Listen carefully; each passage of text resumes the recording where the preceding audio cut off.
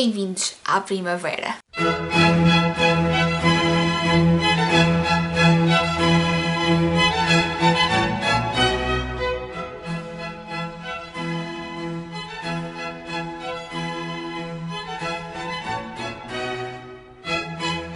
A primavera é uma das minhas estações favoritas depois do inverno. Sim, eu sou aquela pessoa estranha que gosta de inverno e que gosta de frio. Mas a primavera, com as suas cores, traz-me sempre aquele quentinho. E também não está aquele calor insuportável do verão, que não passa com nada. Além disso, uma das minhas outras paixões são as orquídeas e elas florescem a maior parte na primavera e são maravilhosas e lindas. Resolvi fazer este vídeo de recomendações de livros que eu acho que se adaptam muito bem à primavera porque têm um espírito de transformação, normalmente dos protagonistas, e que se enquadra muito bem nesta época. Daí recomendar estes livros. Alguns acho que vocês já conhecem, ou por aparecerem muito aqui no canal, ou por aparecerem muito por aí, mas se calhar nunca são demais recomendá-los. O primeiro livro que eu vou-vos falar é o Raybearer, da Jordan e Fuenco. Este livro é uma descoberta. Faz parte de uma duologia e é uma young fantasy, uma jovem adulto de fantasia. E basicamente é a história da Teresa, que está numa encruzilhada. Ela foi enviada para a corte para tentar destruir, matar o príncipe, mas acaba por desenvolver uma relação de amizade com ele, o que vai tornar essa missão um bocado difícil, digo eu. Foi a mãe, que ela chama de mãe, que a incumbiu desta missão. Ela não sabe verdadeiramente se ela é mesmo mãe dela. E no meio disto tudo temos influências de folclore. É um livro com muitas coisas a acontecer e eu sinceramente no início perdi-me um bocadinho. Tive de quase fazer um esquema mental. Houve quem fizesse esquemas mesmo em folha. Se calhar devia ter feito isso. Mas o livro é uma jornada e é a jornada de Teresa e a sua redescoberta enquanto ser humano.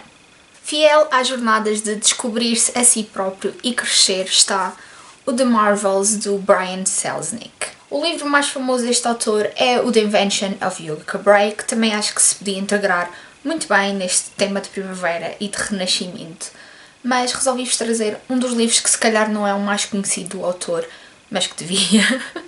Não sei se vocês sabem, mas o Brian Selznick escreve de uma forma peculiar. Ele escreve em prosa e escreve em imagens, o que dá um ar um bocadinho cinematográfico à vossa leitura. Vocês tanto seguem a história pela prosa como pelas imagens e são livros que se leem num instante.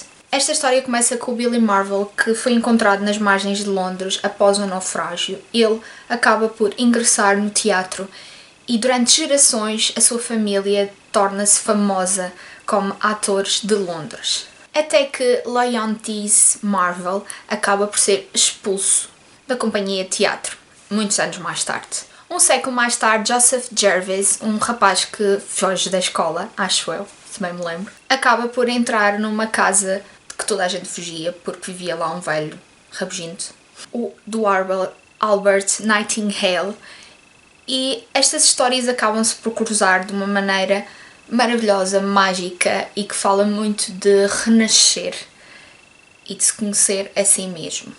Se ainda não conhecem este autor, façam o favor de conhecer. É um excelente autor para começar a ler em inglês, tem um inglês simples e podemos sempre acompanhar parte da história pelas imagens. Outro livro que é um dos meus favoritos, todo sempre, e que também fala de se tornar mulher e ser segura de si mesma, é o Kirky, da Madeline Miller. Eu estou farta de falar deste livro aqui no canal. Inspirado na mitologia grega, numa personagem obscura que surge na história do Ulisses, da Odisseia, esta é a história de Kirky, a feiticeira, que transformou os marinheiros do Ulisses em porcos. E é isto que vocês conhecem do básico da escola, da Kirky, mas aqui Madeline Miller vai muito além e apresenta-nos a Kirky de uma maneira diferente, desde criança até se tornar mulher, até o seu exílio na ilha de Aia Aia. Esta feiticeira vai-vos enfeitiçar. Desculpem o pleonasmo, mas é verdade. Especialmente se adoram mitologia grega, vão ficar muito contentes com as migalhas que a Madeline Miller vos dá ao longo do livro e também para esta história de crescimento que é a da Kirky. O livro que se segue é talvez dos mais conhecidos desta pilha, e claro que é o A Court of Thorns and Roses, A Corte de Rosas e Espinhos, da Sarah J. Maas. Uma das minhas escritoras favoritas não sei o que é que eu ia dizer, de fantasia romântica, porque, convenhamos, a Sarah J. Maas escreve fantasia, mas muito para o romântico, apesar da fantasia dela ser. Neste livro encontramos a história da Feyre, que é uma humana que vive além do muro que separa os humanos de Prythian, que é a terra dos Fays, até que a Feyre mata um lobo, que era um Fey, e acaba por ter de cumprir a sua pena e viver para Prythian, para a Corte da Primavera, da Spring Court. É nesta corte que a Feyre vai começar a crescer e a se transformar mulher, e numa personagem que nós vamos adorar conhecer ao longo de toda a trilogia. Este livro é só apenas o começo. E apesar de ter imensas reviravoltas e o final ser extremamente brutal, eu acho que posso dizer isto, extremamente brutal, o melhor desta trilogia é sem dúvida continuar a seguir, nomeadamente o segundo. Outro livro extremamente fofinho para ler nesta altura e que também fala de certa maneira de renascimento, de crescimento, é A Mecânica do Coração, do Matthias Melziu. Esta é uma história poeticamente surreal. Cadelas possuídas. E estou a ficar sem luz. Esperem só um bocadinho. Acho que assim está melhor. Estou com um ar um bocado doente, mas eu estou doente. Por isso ignorem. Esta é a história, como eu estava a dizer, este livro é poeticamente surreal e lembra muito os filmes do Tim Burton. Esta história começa em Edimburgo em 1874, quando Jack nasce com o coração congelado. A doutora Madeleine, que segundo alguns é uma bruxa que o trouxe ao mundo, acaba por colocar um relógio do cuco em vez do coração do Jack para que ele possa viver. Mas tem um pequeno revés. O Jack nunca se poderá apaixonar porque o seu coração de cuco poderá ceder. O amor é perigoso para o teu coraçãozinho, como dizia a doutora Madeleine. Este é um conto de fadas para adultos que tem mensagens extremamente importantes se soubermos ler nas entrelinhas. E acho que já há um filme animado deste livro em francês, que eu já vi algumas partes, mas ainda não vi totalmente, mas quero muito. Tenho de o pôr na lista porque senão vou-me esquecer. Delicioso. Este livro é delicioso para quem gosta deste género. Ando a saltar um bocadinho entre géneros, mas... Um livro que vos trago que também me lembra muito a primavera, particularmente por uma personagem que é o Summerled, desta trilogia, que é a trilogia das Ilhas Brilhantes, de Juliet Marlier. Esta duologia começa neste livro, que é O Filho de Thor. Não sei se vocês conhecem a Juliet Marlier, mas ela tem inspirações celtas, maioritariamente com uma fantasia muito mágica, se é que se pode dizer. Tem uma escrita que vos leva a mundos diferentes e vos leva a estar lá. E nesta duologia, apesar dele não ser o protagonista, particularmente no primeiro livro, e penso que no segundo também não é, há uma grande transformação no Summerled, que foi a personagem que mais marcou desta trilogia. Para mim é uma das duologias da Juliet Marlier mais underrated. Acho que pouca gente fala desta duologia da Juliet Marlier e acho que é brilhante. No âmbito do jovem adulto, um livro que eu não sei, eu acho que odeio, mas eu quero tê-lo, é o Hopeless, um caso perdido, da Colleen Hoover. Se não me engano, este é o primeiro livro que eu li da Colleen Hoover. E foi um livro que me marcou muito na época, é a história da Sky, que é uma adolescente que está a passar por graves problemas. E claro que conhece um rapaz e desenvolve uma relação de amor muito bonita.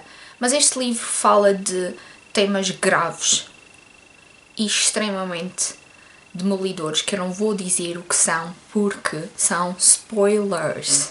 Foi um livro que eu li num instante, foi um livro maravilhoso e que fala também de superar os seus medos e superar obstáculos. Um livro de uma das minhas escritoras favoritas que me lembra extremamente a primavera, e eu acho que foi porque eu li-o nessa altura, foi O Jardim dos Segredos, da Kate Morton. A Kate Morton é das minhas escritoras favoritas de sempre. Ela escreve muito entre o passado e o presente e este livro não é exceção. Neste livro temos a história de uma criança que nas vésperas da Primeira Guerra Mundial é encontrada só num barco para a Austrália. A mulher que prometera cuidar dela desapareceu sem deixar rastros. Anos mais tarde encontramos Nell Andrews, que embarca numa viagem de autodescoberta e da sua família, das suas origens, até à Cornualha. A outra narrativa acontece após o falecimento da Nell, é a sua neta Cassandra, que começa a descobrir muita coisa que existe no passado da avó. Esta é uma história que vos vai devorar por completo. Se gostam de ficção histórica e se gostam de sagas familiares e, lá está, de renascimento e de encontro de si próprio, este é um livro que vocês vão adorar e devorar. É um livro que eu quero muito, quero muito reler e quero ler em inglês. Talvez para ser diferente, porque este livro marcou-me tanto quando eu li em português e quero ter uma noção dele no original. Isto é um bocado estranho dizer isto. Às vezes tenho ideias estranhas.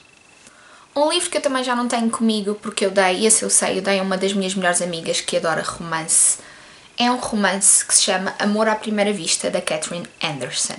Este livro não é a melhor obra-prima que vocês possam encontrar no meio literário. Longe disso. Mas é um livro de autodescoberta. Eu já não me lembro, infelizmente, do nome da protagonista, mas a protagonista, por circunstâncias trágicas, acabou presa numa cadeira de rodas e que ela vê como uma prisão, realmente como uma prisão, nomeadamente no que toca ao encontrar o amor. E a Catherine Anderson gosta muito de colocar os seus protagonistas, seja masculinos ou femininos, numa situação destas ou de algo físico que os impede e que os prende, de certa maneira, ou de algo emocional que os está a arrastar e não os deixa viver. A nossa protagonista vê a cadeira de rodas como uma prisão e como aquilo que ela não consegue viver, até que chega o nosso protagonista masculino, que não me perguntem o nome porque eu já não sei. Eu tenho ideia que é Jake, mas eu acho que não é. Que a faz ver a vida de uma outra maneira e que ela sim pode ser amada e pode ser amada como ela é. Sim, é um livro que tem cenas picantes, tem. E é um livro que à primeira vista pode ser algo supérfluo e romancezinho e muito mimimi. Tem muito mimimi, porque é um romance. Mas trata de temas tão importantes e foi o primeiro livro que eu li em que a protagonista, por alguma razão, tinha algo que a tornava não perfeita, pelo menos aos olhos da sociedade. Este livro tem uma edição em português de uma editora que eu penso que já não existe. Mas se gostam de romances, aí está um que eu acho que também é muito underrated, passa muito por baixo do radar e devia de ser lido. Por fim, a minha última recomendação também é de uma das minhas escritoras favoritas e é a Dorothy Comson, A Praia das Pétalas de Rosa. Por baixo deste livro cheio de florzinhas está um romance thriller que vos vai deixar de boca caída. Tem uma escrita maravilhosa e temos aqui várias personagens a descobrir-se a si mesmo. E temos a história de Tamia, cujo marido faz algo impensável, que ela achava que seria impensável e que vai mudar toda a sua vida. Mas como eu vos estava a dizer, esta é uma história de revelações chocantes e que se leem muito rapidamente. Estes são os livros que eu vos recomendo para esta época do ano e vemos para o próximo vídeo. Tchau!